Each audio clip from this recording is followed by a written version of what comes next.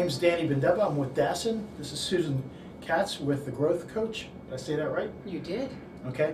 We are here today to discuss Susan Katz's success and how she has utilized offline and online networking to achieve her goals. Please tell us a little bit about your background and how you got started in your experience. Okay.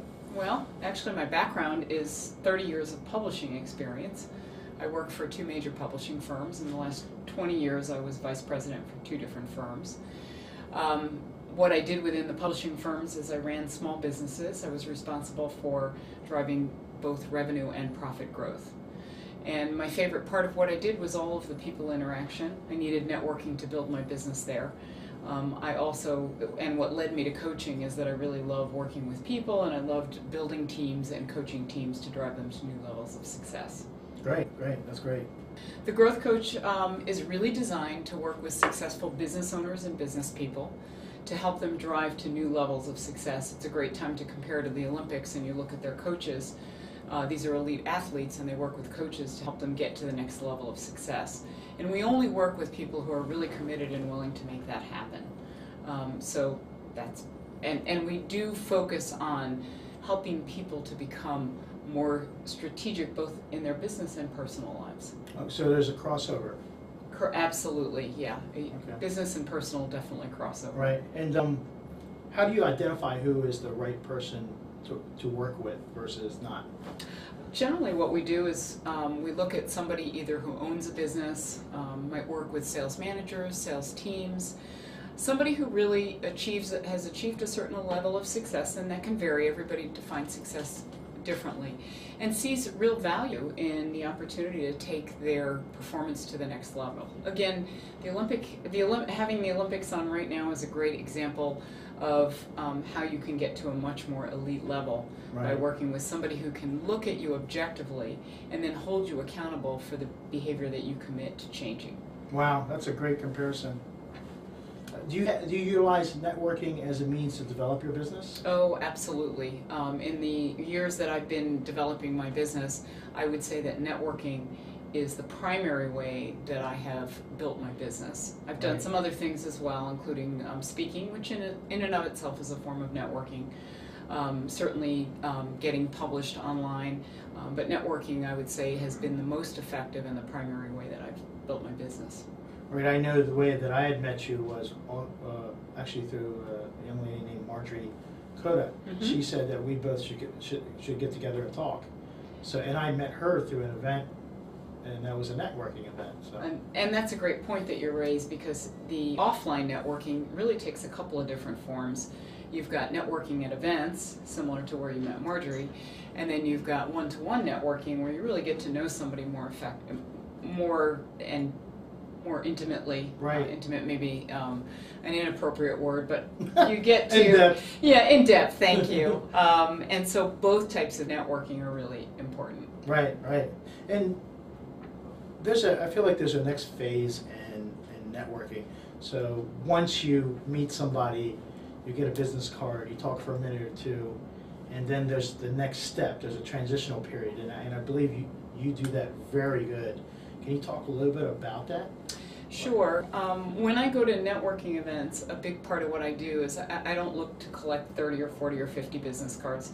I look for the 1, 2, or 3 people who I believe for one reason or another they might be an appropriate referral source, they might be a prospective client, they might be somebody that I just want to get to know in the area, because everybody knows 250 people that they can refer you to at some point. And so I will let them know that I'm interested in following up with a conversation. I ask permission if it's okay to contact them to schedule an appointment, and then we get together after that. And really my focus in those one-to-one networking situations is to figure out how I can help the person, how I can add value. Not to go get something for myself, but really look at how do I add value to what they do? How can I help them grow their business? How can I help them with some problem they're facing, with some charity that they're involved in, that sort of thing. Right, and I believe you honed in on a very important thing, how can I help the next person? Mm-hmm. Sometimes it's a little difficult to stay there, but it's definitely a good place to be. My mentor said to me, one of the best things you can do is just try to figure out what people need and try to provide them with their need, and you'll do well. And I think that goes along with what you just said. Exactly. It's really all about the focus. If you think about it, I think I read this in a Brian Tracy book, but if you think about it as having the spotlight on the other person, and that really your conversation is all about them, you learn so much, and then in that you either see opportunities where you might be able to help them with your business, or you might be able to help them with a connection, or in some other way that you might be able to help them. Right, right. I know sometimes I have met people and maybe we've never done business together. Maybe I've referred them to somebody that helped them with something they were working on, or maybe I was able to refer them to somebody that may have needed their service. And eventually, maybe a year down the road, we may do business together, but you know, it wasn't always founded on that they were going to be a client of mine. And I find that to be a really good way to work. Yeah, and you make a great point, because some people believe that you go to a networking event and there's a direct yield, and the reality is it's all about building relationships. And there's been some research that shows that you build trust and relationships through 8 different touches, is what it's called, but interactions, which is also where social media becomes a really key part of those interactions. Right, right, okay. So, leading into the next question, did you study this? The next question is, how do you utilize social media to develop relationships and accomplish your goals? Sure.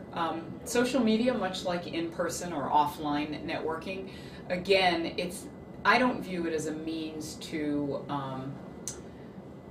solicit business. I think it's really important that you utilize it as a way to stay connected with people. Okay. So, you know, what I try to do is find ways to interact with people around topics that I think will be interesting. I'm a little slow to the social media, to getting on the bandwagon. Finally developed a Facebook fan page. And I love it because it's a great way to interact with a whole bunch of people, and then people interact with each other. So one of my great passions is making connections, and it's a way of helping other people connect as well.